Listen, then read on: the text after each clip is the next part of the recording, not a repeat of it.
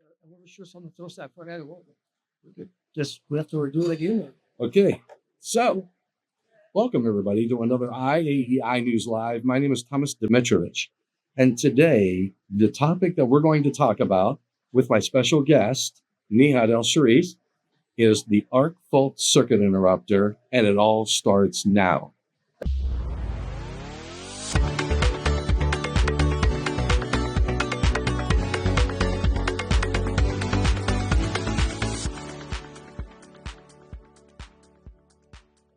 All right. Hey, All right, welcome back. So, Nihad, Tom, long time no see, my it's been a friend. long time, I absolutely. know, since the shock week, which was like what 2 weeks ago. About 2 weeks ago. So we're here at an IEEE event, and tomorrow we're going to be involved with the programs and things of that nature. But I wanted to make sure, remember, the show must go on. Now, I'm not sure if people know who you are. I know you've been on IAEI News Live before. Yeah, I think at least So, once, yeah. yep. So why don't you just at least refresh everybody's memory on who Nihad is? Sure. So again, hi everyone. I'm honored to be here. It's like probably my second or third time on the IAEI channel with my friend Thomas Dimitrovich, the great host. So my name is Nihad El Sharif, like Thomas said. I am a professional electrical engineer. I have a master's in electrical engineering and I have an MBA. I guess I'm based out of Saskatoon, Saskatchewan, Canada. So don't take this against me, please. And I'm here in Charleston, West Bygott, Virginia. First time to be in West Bygott, Virginia. That's right. Thomas's Yeah. state, which is an honor, right? Yep. And so my background quickly, I don't waste time talking about myself.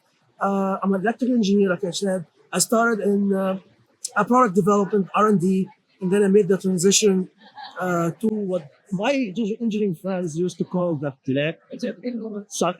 black hole, or the dark side. Yeah. Because I moved to product management. I'm working. Oh, So okay, all the yeah. engineers, my R&D friends would just, oh yeah, you went to the dark side, that black hole, right? Yeah. And this is how I got to meet Tom and a lot of industry people. Just getting involved with IEEE, the National Electrical Code and codes and standards.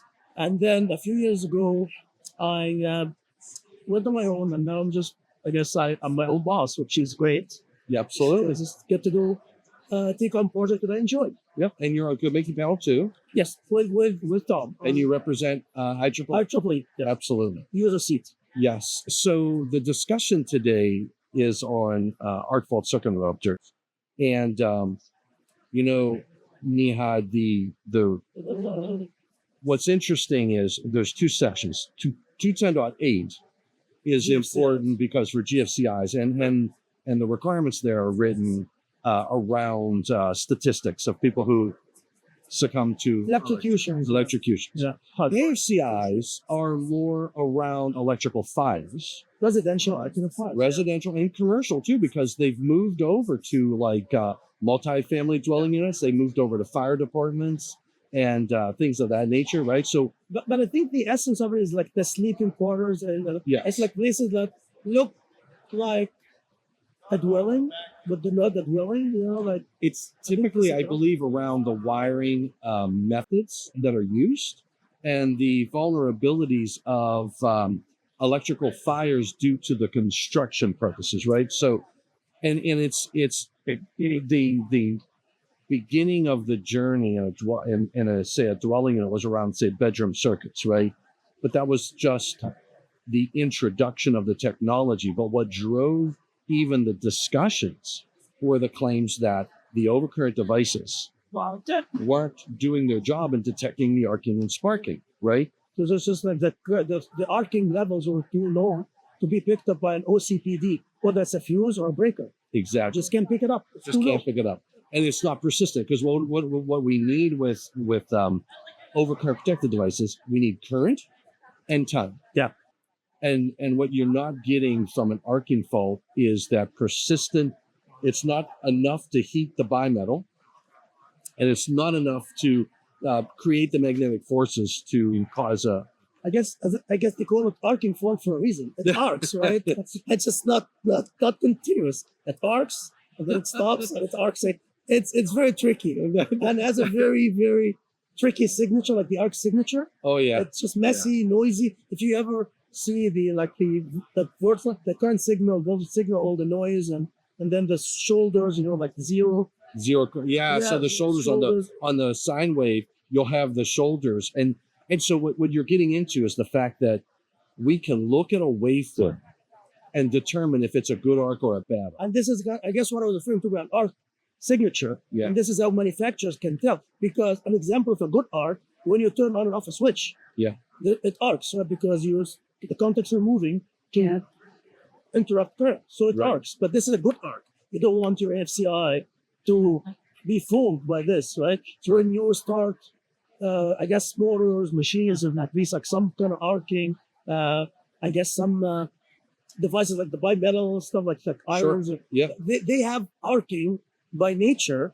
Transients could just create some noise, some arcs, and the device and AFCIs are very hard to design because the device needs to be very smart, not just to detect an arc. It has to tell whether this arc is an operational good arc or a arc fault, which we call like a bad arc.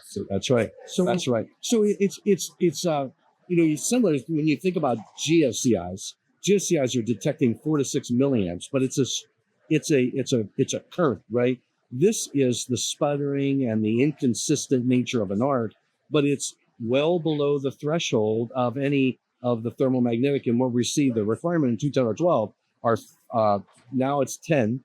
So in the 2023 code cycle, we added a 10 amp circuit. So it's 10, 15, and 20 amp circuits. And 10 doesn't exist, I believe. There are no. I believe manufacturer-wise, it's in the code as a requirement for, I guess, future. Yeah, and I know that's a pet peeve of yours. I know, because why are we asking installers, users of the National Electric Code to install something that doesn't exist?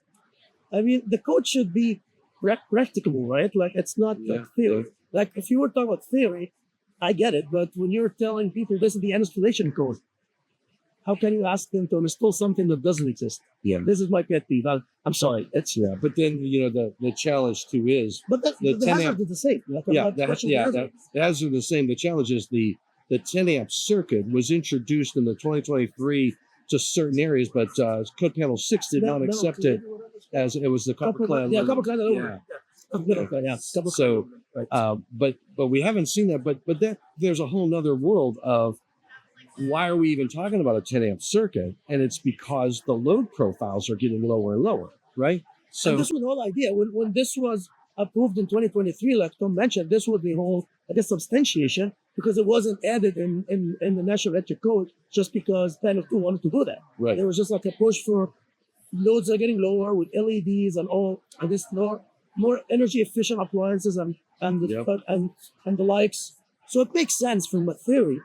But I'm not against it. The issue is if you ever go and try to buy it, put together an AFCI that is 10 amps, you're not going to find it. It doesn't exist. Doesn't exist. Yeah. Unfortunately, it will one day, but I mean, it's not. Well, and that, All right. So the driver for 210.12 in the first place was around all of the electrical fires that were occurring in residential dwelling units. And Tom, you correct me if I'm wrong, because I don't remember I love history, but I don't remember everything. I haven't really read the history for a while. Yeah. But it all started back in the 80s. And I know that CBSC, I guess before that, there was the Electronic Appliance, Electronic? EIA, Electronic? Check. Something appliance. I can't think of the term, And they changed the name. Electronic Industry Appliances or something like that. I think something, They noticed that, I'm going to use a term that maybe some of our viewers wouldn't even recognize, VCR, like the video tapes. The VCRs. They don't exist anymore. Yeah, older people like myself, I remember them when I was a kid. This was the only way to watch a movie back in the day. That's right. Before DVDs and like the DVDs don't exist anymore, like Netflix and all the streaming stuff. So they had issues with DVDs and TVs starting fires at homes. And this was bad for the electronics. And then I know that CBSC started a project to kind of investigate, look into what's going on, why we're having those kind of fires. And I guess as they progressed, UL got involved. And I guess there was an alliance, EIA alliance. I know they changed their name, so it's not the name, but I can't remember the name. I'm sorry. Maybe I know we have a paper that we published of IEEE has all the history. And like I said, I don't remember all the history in detail, but they, I guess, teamed up with manufacturers. I think it was Qatar Hammer at the time. Yeah. and Schneider Electric, I believe, and put forward a proposal. Say, hey, if we want to detect those arcs, let's lower the instantaneous pickup value. That's right. Yeah. Circuit breakers. They wanted to go to lowering the instantaneous pickup, which was problematic because of inrushes and things of that. And that's why this first proposal was not approved. I guess this was before public input. It was proposals, right? Right. So the proposal was rejected because, or resolved, I don't know what to call it, because, hey, we can't do this because this would cause bigger issues. Right. And this was kind of the, I guess, preamble or the what happened that led to the birth of an AFCI. Because you all had this, I guess, call for, I guess, projects they call it or something. It's like, hey, if you have an idea to detect this arcing phenomenon that we're struggling with, please go ahead. And there were multiple. I believe the initial report. This was around 1995, 94. So almost 6 big groups or ideas that were proposed that people thought at the time they would be able to detect that AFC arc fault. And I guess, of course, fast forward. The one idea that kind of I guess, won or became a product was the breakers that we now know as, back then it was branch feeder. Right. Circuit breaker, or branch feeder, AFCI. It was the branch feeder AFCI. It looked at parallel arcs on NM wire and parallel arcs on SPT2 cords and series arcs down to 5 amps on NM wire, NMB, and how every manufacturer detected that series arc on NM wire was using ground fault protection of equipment levels, right? So it was either 30 milliamps, 50 milliamps. It really depended upon which manufacturer's product that you had. There weren't any rules on what level it needed to be, but all you needed to do was pass the test for a series arc in NM wire. So we could detect the series arc in the NM wire. We could detect the parallel arc in the NM wire. We could detect the parallel arc in an SPT2 cord, but we couldn't detect a series arc in an SPT2 cord because there was no ground. Yeah, and a plug or something, right? You got like extension cord, for example. Yeah, so your lamps and things that only had the hot and the neutral, but no equipment grounding, because they're 2-pronged cords. We couldn't detect the series arc cleaner or whatever all this. Right. And remember, I know if you're watching, they were thinking this is not what UL 1699 says. This was pre 1699. This is the time when the UL standard that we use today for what we know as AFCI combination AFCI breakers and OBC outlet branch circuits. This didn't exist. The standard didn't exist. This is, I guess, the word that led up to having a standard that manufacturers could list their products to. Right. One other thing quickly, Tom, I would like to clarify, because if someone's watching and they're not familiar with the terminology that Tom used, series and parallel arc, we're referring to a load. So when Tom says series arc, he is referring to a series arc fault, an arc fault series with the load. In series with the load, because like a broken conductor. Saying series and parallel implies in series with what? Yeah, and in parallel with what? You need a reference. It's like voltage. Right. This one. So because I know we use it, and I hate this when we talk about this the other day. Potential. There's no such thing as voltage. It's voltage difference. That's right. Because voltage is absolute. Just like it's like 10 meter. 10 meter from what? From sea level. Like the absolute numbers don't make sense. So we say, because we're so used to it, series arc, parallel arc, but it's series with the load, parallel with the load as well. Yeah. Like a short. And the reason a series in the series arc protection, we're down to 5 amps, because when you're in series with the load, you're at lower currents. When you're in parallel, that means the load's out of the picture, and we go to 75 amps is the trigger point for the parallel. So, and you know why the 5 amp is the fault is lower when it's series with the load? Don't forget, it's the in voltage series. Is lower. Sorry, the current is lower because the load is in the circuit. So the load impedance is limiting your fault current. Exactly. But when you have a parallel fault, you're shorting your load essentially, which means very small, almost zero impedance to ground or to the full point without just the arc fault. So, and I remember the 75 amp came about from a research project that UL did with all the receptacles in the US. Yeah, that's they measured the available fault current. Exactly, and of course, this is just like a research project, and the conclusion was back in the day. This is all work that was done in the 90s. Yeah. The conclusion was, okay, probability-wise, most receptacles in a residential home in the U.S. would have an available full current at the receptacle that was with normal, with branch circuits, I guess, receptacle at 75 amps. This is what they found, and this is the threshold for parallel arc That's faults right. to be That's right. detected with 75. I remember back in the day when I was learning, like, where does the 75 came from? Yeah. I mean, was GFCI, because I started more with GFCI, it's all related to fibrillation and the milliamp. Yeah. It's more like what Tom said, if you have watched the Shark Week, that damage, the body, human body damage curve, right? Yeah. Because we're trying to be under this threshold that would right. get people into ventricular fibrillation or being electrocuted. With arc faults, it wasn't that clear, but then when you read more in the research and history, it's like, yeah, the 75 amp for the parallel arc is because of the available full current at receptacles Right. in the majority of US. And of course, there are some exceptions for the ones when you have like a rural kind of house not connected to like the main grid, whatever. But probability-wise, most homes would fit in the 75 amp kind of category. And then for the series arc fault, the 5 amp came about through like some research and whatever, and Exactly. Yeah. in UL. So Yeah. So now you have this energy around fault current. Since we're talking about fault current, so we know that the AFCI is going to trigger on 5 amp series arcs, 75 amp parallel arcs. The fact that you have, and we know it's on a 120 volt circuit, single phase circuit. So now I know a voltage, I know a current.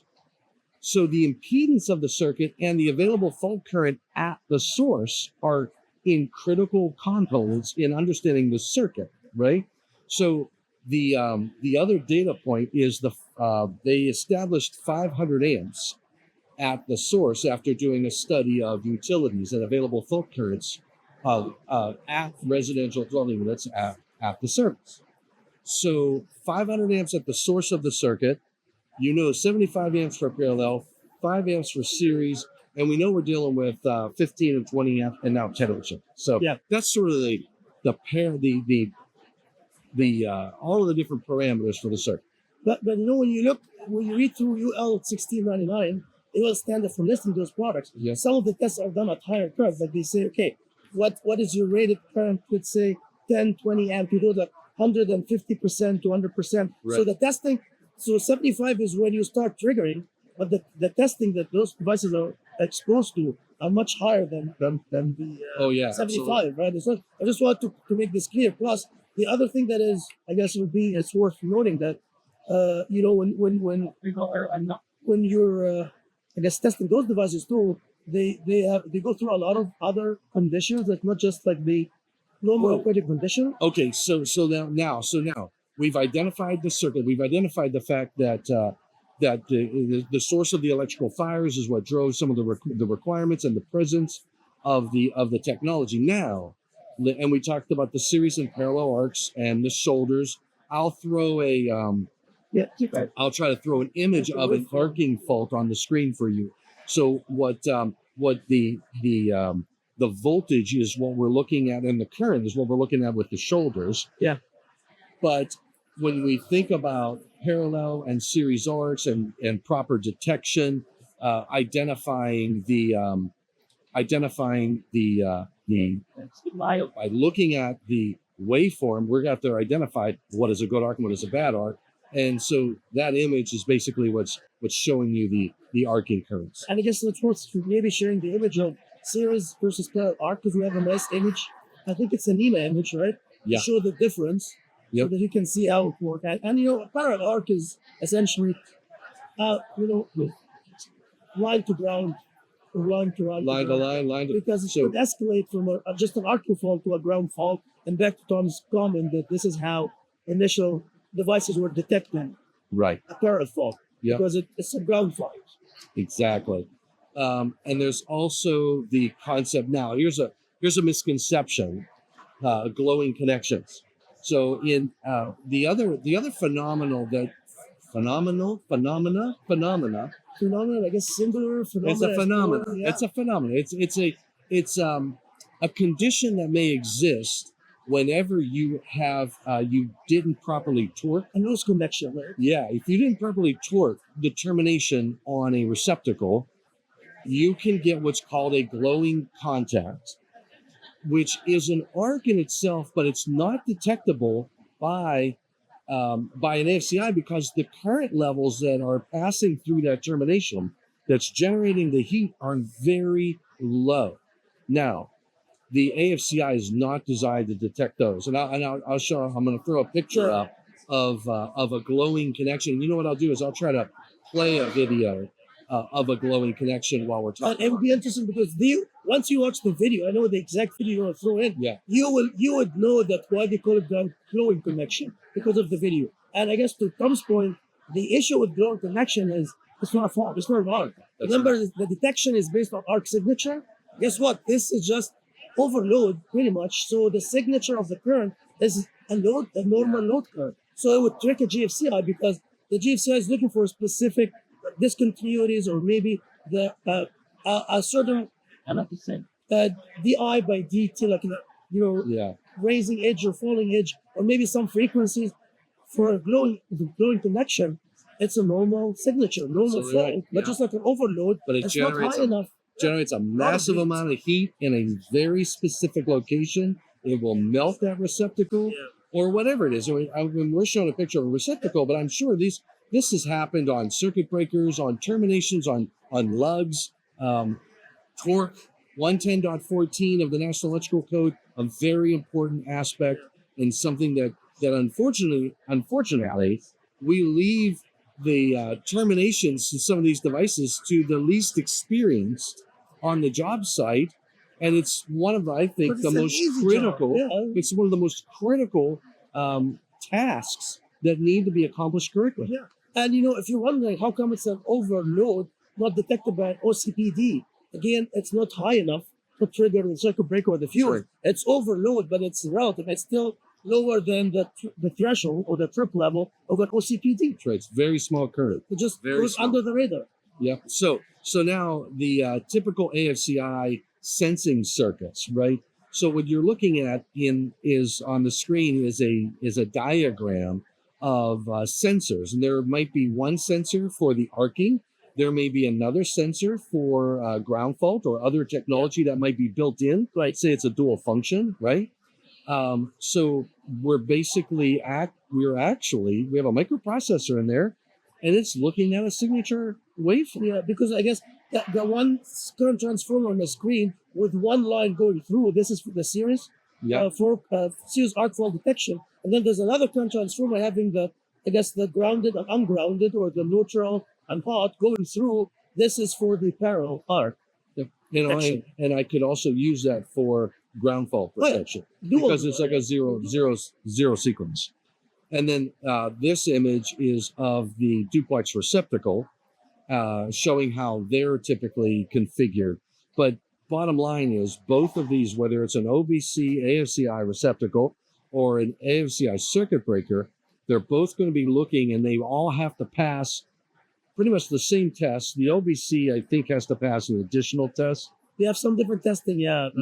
So because of the location in the circuits. But the OBC cannot detect, a parallel arc fault on the line side. That's right. Because it's behind. It's looking at the receptacle is looking this way. So it can detect series and parallel on this side and series on the line side of the receptacle because it's in series, right? But then if there's a short circuit on the line side of the OBC outlet branch circuit, they can't see it because it's like anything, it's behind the receptacle. And this would get us maybe to the home run protection. I think we have a very nice image. And honestly, even in the series arc behind it, it will detect the series arc, but it can't clear because the only way to clear the fault is by opening the upstream device. And there's no connection between the OBC ACI and the upstream overcurrent protective device. Yeah, but I guess what they're doing is removing the load. They will remove the load, right? So that the open conductor behind, the load from the OBC. Yeah, but the OBC, the OBC does draw current to light the LED.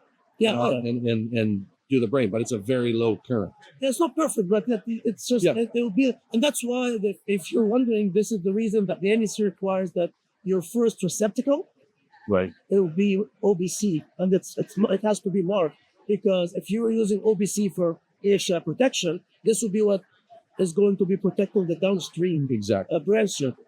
But Yep. the line side, which is the part of the branch circuit that we refer to as the home run, it's not an NEC terminology. I guess it's an industry terminology. The home run, this is where you need something in your panel to be protecting this portion of That's the right. branch circuit. That's right. All right. So we have the circuitry down. Now we already talked about the thresholds, so we got through that. Now you were starting to get into the Right. testing, I was and that's just why I was like, jumping okay, the gun. I want to at least make sure we summarized all of the details in regard to the application, and et cetera, and some of those thresholds. Now we have the performance. We have performance tests Withstand and environmental. environment. It's very similar to how GFCIs are tested. Absolutely. You have a withstand test. Let's start with the performance test. And I guess Tom would be throwing this image on the screen. Yeah. So I have a group of tests, and we use those tests to verify, to make sure that the device is doing its job. Right. It's detecting series and parallel parts. And then there's another group of tests that UL and CSN would perform, and these are the withstand tests to make sure that Yeah, but wait. So on the performance test, so you have a you have to detect the arcing fault. Oh yeah. Right. You also have to make sure that you don't detect an arcing fault when there's not a hazardous So arcing unwanted fault. tripping, you know. Yeah.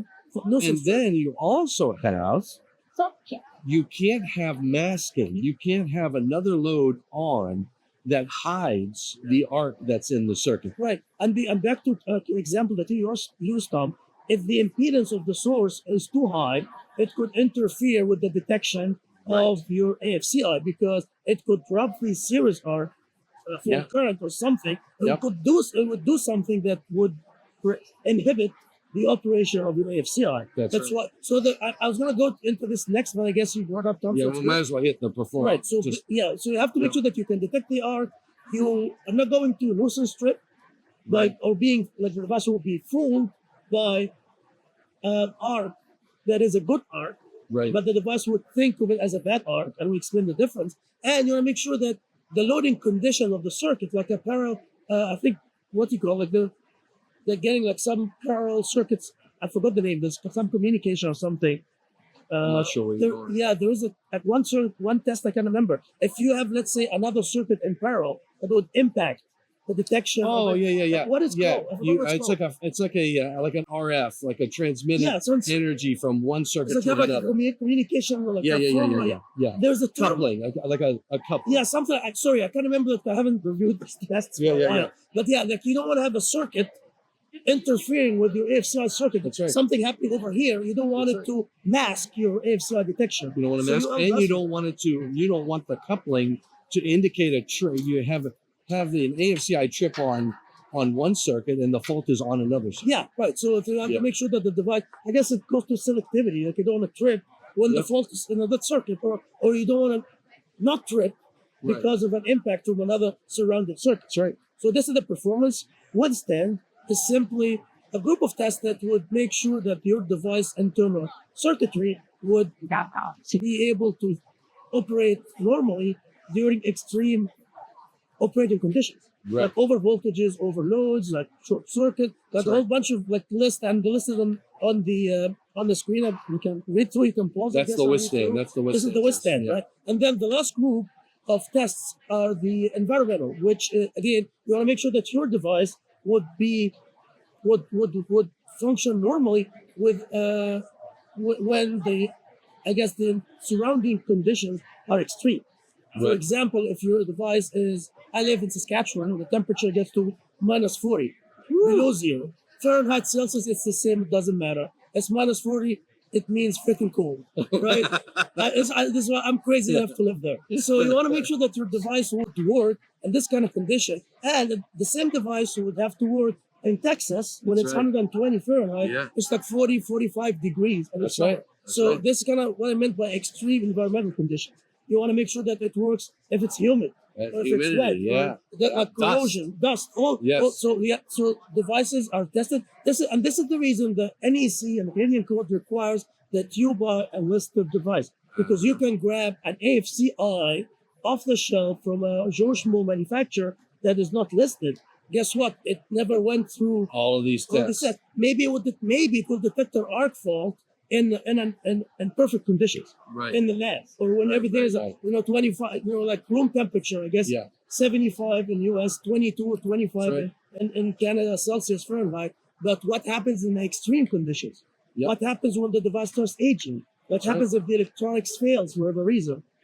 Like those devices are required to have some kind of self-diagnostics, right? When the failure in the device, Yep. it's like a watchdog. And then also you have in the environmental, we look at the markings to make sure that the marking requirements are met and they are resilient enough for the application. So there's a series of 3 categories of tests: performance, withstand, environmental, and then, now think about this. This is just an AFCI device. There's also a set of tests, because if it's a circuit breaker, it's got to go through UL 489, and if it's a receptacle, it's got to go through UL 498, right? And if it's a dual function, then you have to, if say you have GFCI, then it also has to go through all of the tests for UL 943, yeah. right? And then if it's a ground fault protection of equipment built in there, it's a 1053.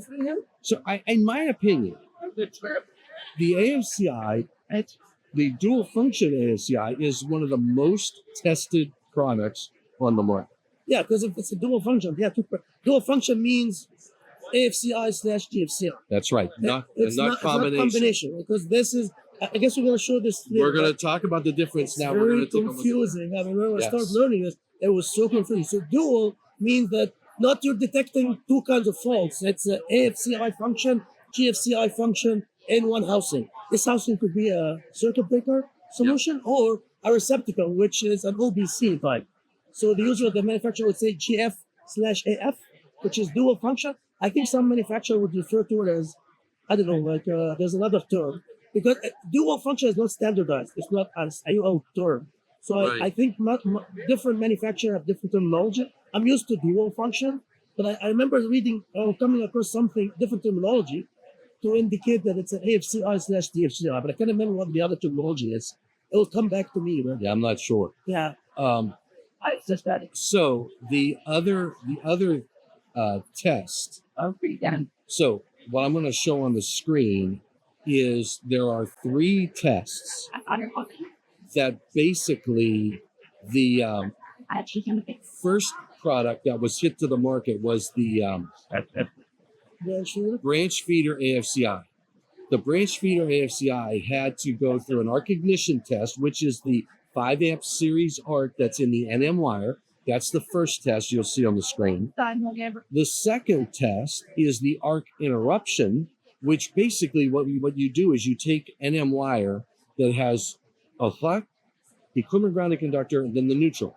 And we cut a line across all 3 of those, and you wrap it, and then you wrap it in cotton, okay? And then you condition it, and then by a high voltage to get some carbonization, and then we run the fault. That's a parallel arc test across all 3 conductors. Then we take I call it the guillotine test, where you take a razor blade, and we do it with an NM wire where we take the equipment grounding conductor out of the middle, and we cause an arc between hot and neutral. And then we also do it on SPT2, where there is no equipment grounding conductor. We cut across the SPT2. So the branch feeder AFCI had to pass these 3 tests. The combination type AFCI has to also pass these 3 tests. And in addition, there's a 4th test, which is called the arc clearing time test, which is on the screen now. And what this is, it takes an SPT2 cord, and we cut across the hot and the neutral, and we basically create a series circuit through an arc, okay? And that is, the current is lowered to 5 amps. So now you don't have an equipment grounding conductor in the picture, and this is the only test that differentiates the branch feeder from a combination type AFCI. Right. And I know if you read through UL 1699, it gets a little bit complicated because I remember our first friends like, what the hell they're trying to do? Yeah. Actually, what Tom was referring to when you mentioned conditioning or high voltage, we are trying to simulate an arc condition as close as we can in the lab. It's not easy because arc is haphazard. It's very chaotic, right? So to be able to recreate an arc in the lab to test it, it's not an easy job. That's why when you read, it just gets complicated, and you have a transformer, and you cut it a certain way, and then you have like high voltage for certain. And there's like it's like a recipe, like a description of how to condition a circuit. And I've been through a visit at one of the manufacturers to see what they do. It's not done manually. There are machines that would condition the NM cables to an SPT2 because it's very time consuming. Yes, it is. This manufacturer came up with automated ways to condition cables, NMB and SPT2, which reminds me, we should have explained why we use NMB and SPT2 for testing. Well, please. Yeah, the reason is, and it's one of the questions that I had when I joined panel 2, why NMB and SPT2? These are the two kind of wires that we use at homes. It's like, remember, this is for residential arc flow protection. So NMB wire is the one that we use for branch circuits. Right. SPT2 is what you use for appliances like your lamp, your fridge, like all those kind of appliances that we have at homes. Yeah. So to try to simulate a real life condition, to test AFCIs to make sure that they will detect a fault in a residential application, we start testing them using the wiring types of wiring material used at a residential home. Right. That's why we use NMB and SPT2. There's so many different wires types, which I'm not an expert in wiring at all, but those wires are not used in a residential application. That's why they're not used for AFCI testing. That's right. Absolutely. All right. So now we've covered the testing, the applications. We just got through the discussion regarding the different types of tests that are done and the difference between a branch feeder and a combination type.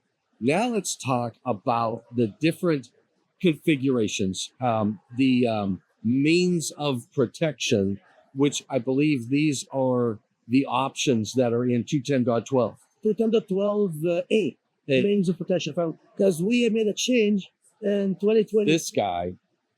I'm taking the blame. It's yes, I'm putting it all on you, but it was a good idea. I proposed to rewrite 210.12 because I was the new guy, right? Like these guys wrote this thing from when it started. I was the new guy on panel 2, and I was trying to maneuver my way through 210.12, and it was so hard to understand what's going on. Yeah. Because it's like if you check the NAC, anything prior to 2023, 2020, 2017, and prior, it was just really, and I understand, I'm not pointing fingers. Oh, you are. Okay, no, I'm not. It's just the way that 210.12 came into existence, and it's adding stuff. And just like when you write a paper or an article, it's just so close to your eyes, you can't see. Like you need someone else to proofread your work. That's right. Fresh eyes, if they call it. And I was that new guy, so this doesn't make sense. And I talked to Tom, I talked to other friends on panel 2, great mentors to me, and they helped me to kind of understand how 210.12 kind of work. And then I got to a point. So after 2020 was my first cycle on panel 2, and then I thought, you know what? I think I can rewrite this article or section 210.12. It's not article, section, to model it after 210.8. Because let's talk about GFCIs and AFCIs. If you look at GFCIs, it goes 210.8 dwelling and non-dwelling. And then special, crawl space and special appliances, and then outlet, branch, outlet, outdoor outlets, and so forth, right? They have like a list. The big difference between AFCIs and GFCIs, AFCIs, you have different ways to achieve the code requirement. You can use a branch feeder, which kind of more obsolete-ish, doesn't really find it easily these days. Combination type, OBC, have different conditions. GFCIs, you don't have to worry about means of protection because it's GFCI protection. So that's why it's like, let's just kind of get all the six in the NEC, six different methods of achieving the purpose of the code to provide AFCI protection and put it in 210.12a. Right. This will be layers of protection. Yep. Now you know what are the ways or types of AFCI that you can use.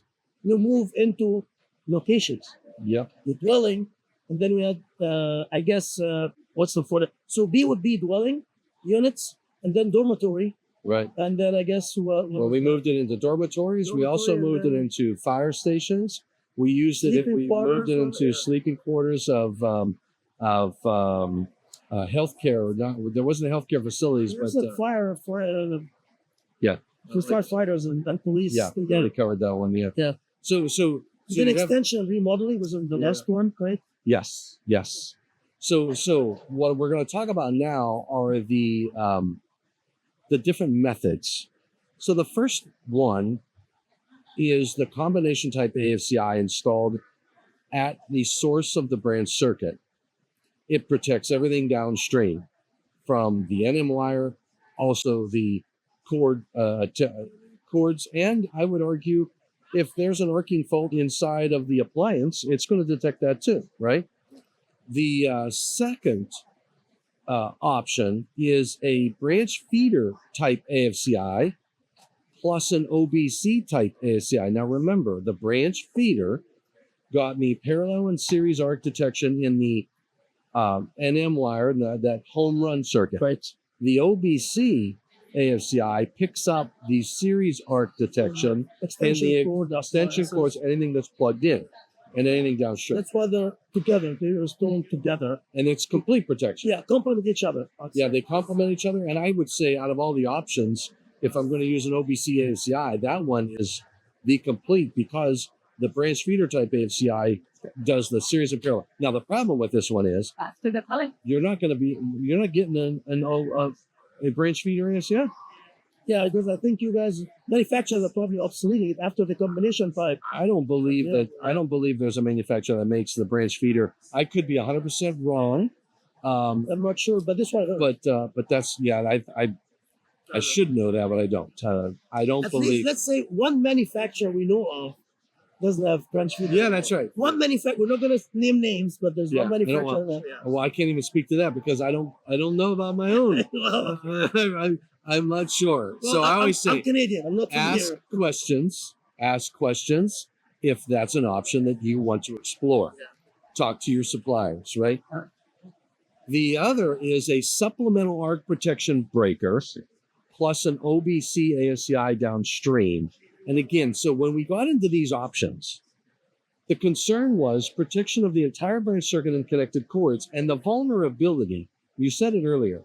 When I applied an OBC AFCI at the first outlet, it's going to look downstream for all parallel and series arcs and all of the tests from 1699, and it will detect an arc in the series arc behind it, but it won't provide complete protection of the home run circuit.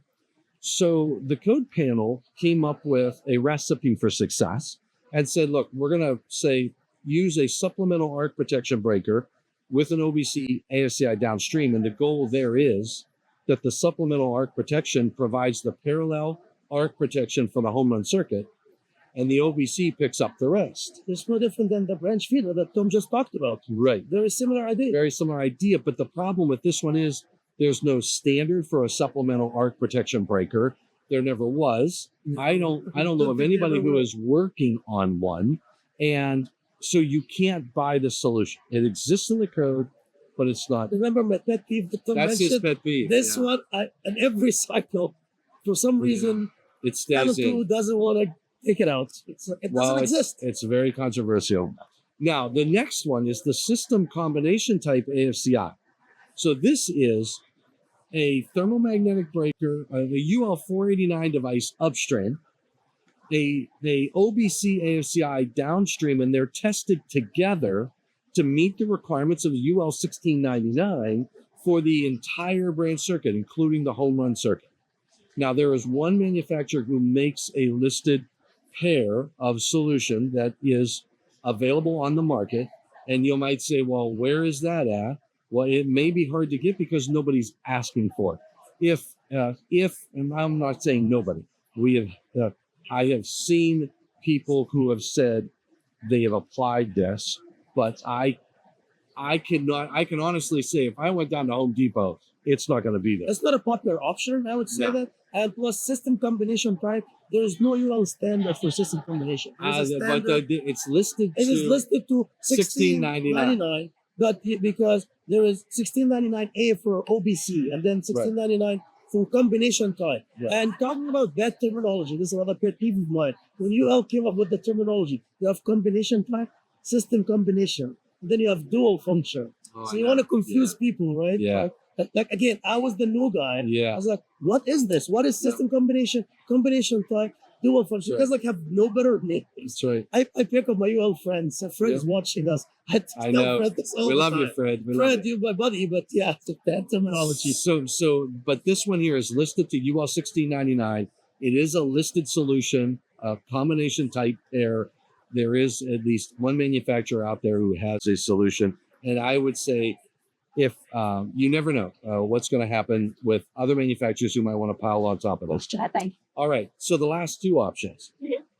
Again, addressing protection of the home run circuit. In this case, it's a physical protection of the home run circuit, whether it be armored cable or conduit, right? So you got to look at it. Used to be written as an exception.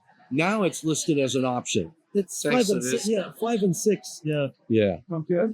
So And means then- of protection. There was 210.12a and then 1A, 1, 2, Right. 3, 4. This would be 5, and then the following one is number 6. And number 6 is when you come out of that panel and you're protecting, you have a conduit in concrete. So now you have, and again, it's relying on physical protection of the home run circuit. And you know what we're essentially doing, instead of providing artful protection for the home run, you are reinforcing protecting it mechanically. So you can have a staple going into the cable or something just cutting through the cable because it's metal conduit or conduit in concrete. So instead of protecting the arc fault, or mechanically protecting or enforcing your home run That's right. to eliminate, or should I say mitigate Mitigate. the effect, because you can't eliminate that. There's no way you can eliminate everything. Yeah. Mitigate the arc fault in the home run. So And that's why you can use an OBC, because remember what's happening on the line side that the OBC cannot detect will be looked after via the Yes. metal conduit or the concrete, yes. the conduit in a concrete set. Now, now having said all those different options, and we we did cover the 210.8 C and D, right? So let's just now move in. So we only have a few minutes left. Let's move now into a discussion of the benefits. You know, Tom, I remember something. Maybe we should touch quickly on what, like in practice, what creates an arc fault.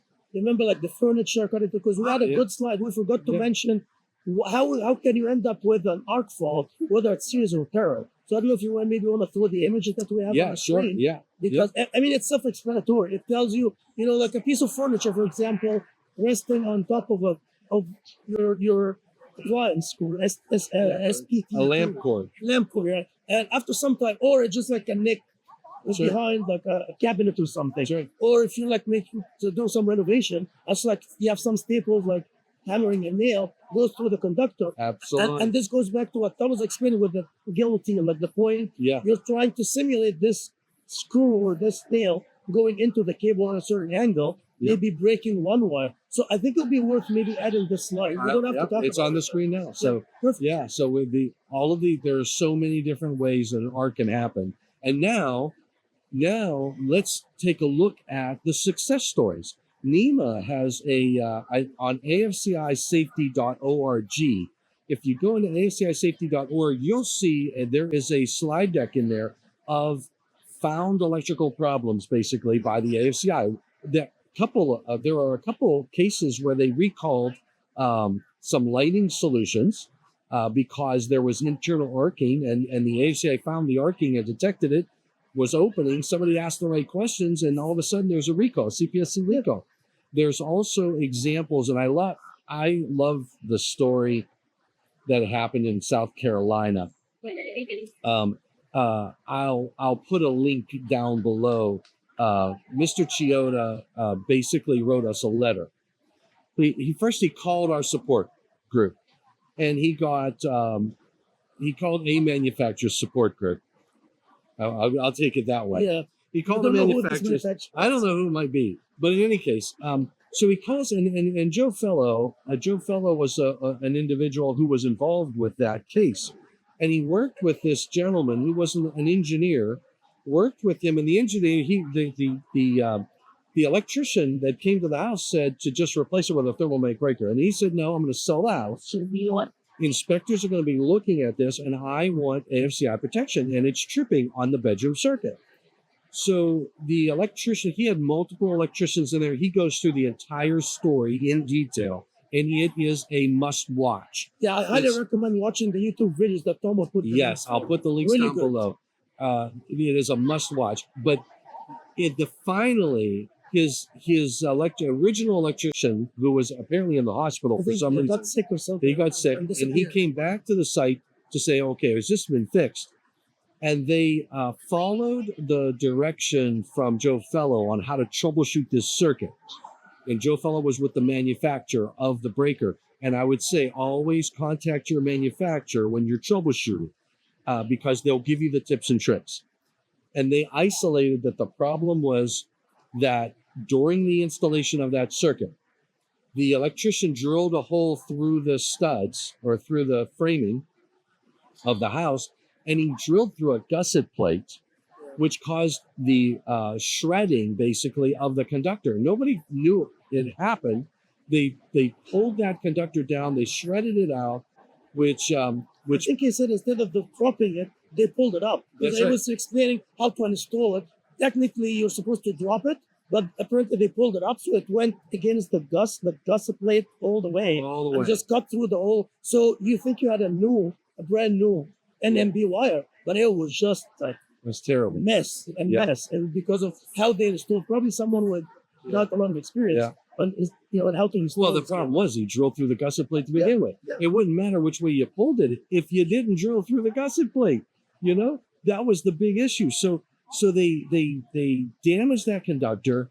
He found it, and the electrician said he went into the attic and he smelled a gas leak. There was like 2 gas leaks up there or something like that. You got to watch this video. Very close to the arcing. It was absolutely a disaster. And so Mr. Chioda wrote the manufacturer a beautiful letter, a thank you letter for the technology, and he spent his time helping create that video to tell the story. And I'm telling you, you've got to watch it. I broke it up into a 4-part or a 5-part series because it was a longer video, and it was hard to chop up because Mr. Chioda is an engineer.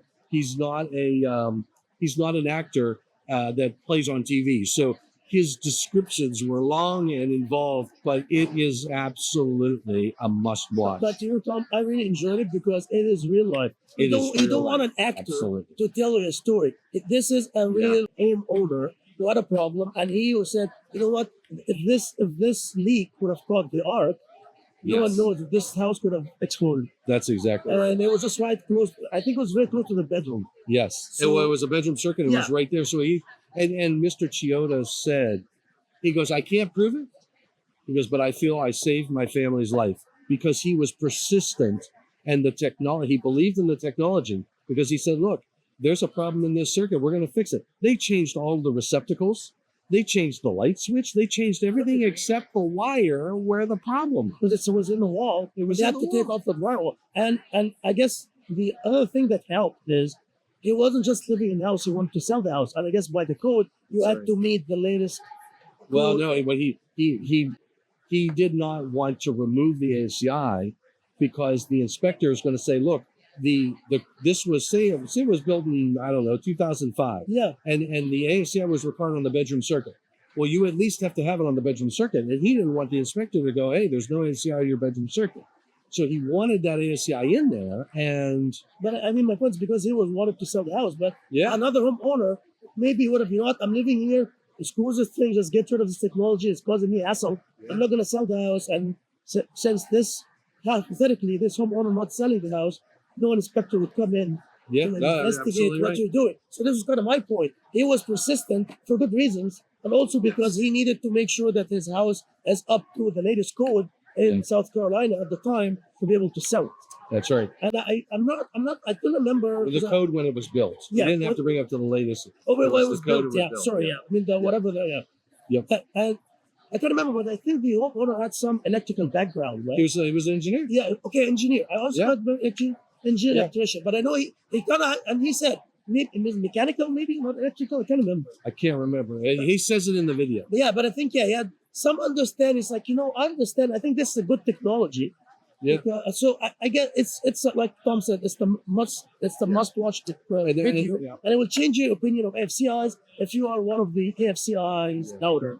It will Yeah, change yeah, your yeah. opinion. And look at all of the other examples of found electrical problems. I'll put the link down below because here's my thought process. We're finding problems. Now, the statistics are trending in the right direction. The challenge that we have is that there are a lot of unprotected circuits out there. One thing you know for sure, there has never been an electrical fire on an AFCI protected circuit. And there are a lot of unprotected circuits. So the fire statistics that are occurring today are not on circuits where they're AFCI protected. They're on circuits where there is no AFCI protection for whatever reason. It could be that the house was built. The house was built when there was no AFCI protection. The house was built when it was only on a bedroom circuit, and the electrical fire occurred somewhere else in the structure. So, the key thing: AFCIs provide that level of protection. We should be following the code, but in my opinion, go above and beyond wherever possible. And Tom, you know what? I'll borrow something that you always said. Tom taught me this back in the day. It's not just we're not giving credit to AFCIs only that they're protecting exactly fire. right. There's so many other things like better wiring methods, Yes. better material. There were so many things. I always Absolutely. use the analogy of your car. You have ABS system. You have airbags. Yeah. You have your seat belt. So you have right. all this That's bells right. and whistles. You can't just pinpoint like, you know what? Airbags are the one that's protecting me or my family, or the seat belt, or anything. It's an ecosystem. It could be the fact that the steering wheel didn't end up in your thing because they built the car differently. Yeah, maybe that's just like they built a bit. It's just they're all working together, and this is the point. I would love to have this at the takeaway. We're not saying that AFCI is the magical solution. AFCIs and other things protect. So sometimes I know that some people would question statistics. How can we prove that AFCI is doing something? And I would say they're not hurting. Oh, It's yeah, just no. like, can you take your seat belt out of your car because you don't need it? So here's the You thing never I know, say. right? Here's what I always say. When they say, well, are the statistics going down? My answer to that is if every 15 and 20 amp circuit was protected, you would never have a fire on a 15 and 20 amp circuit because it was detected, right? I'll never say never. And the reason I say this is because the glowing connection, which we talked about earlier, if you have a glowing connection, it's not going to detect that, but it could eventually detect it. Probably it might be too late. If it was to a ground fault, maybe your GFCI would detect it. Yeah, You never know, right? But You never know. And the thing is, you can't blame AFCIs because right at the get-go, the scope of the standard says these devices are not designed to detect a glowing connection. That's right. So you're asking the device to detect something that it was never designed to detect. You can't blame it for not detecting. So what I always say is if you look at the statistics and you see statistics, put AFCIs on all those circuits, and I'll bet you those statistics will go away or almost go away. So mitigate. We can eliminate. That's right. We can mitigate, we can't eliminate. All right. Nihad, I enjoyed the discussion. I hope you all out there enjoyed the discussion for another IAEI News Live. I hope you guys are not tired of me because of the shock week. It's like every day going live. So right. I mean, right. So right. Yeah. But yeah, so thank you for joining in for another IAEI News Live. I hope you enjoyed and got something out of our discussion today. Remember to take care, stay safe, and please stay healthy. Amen.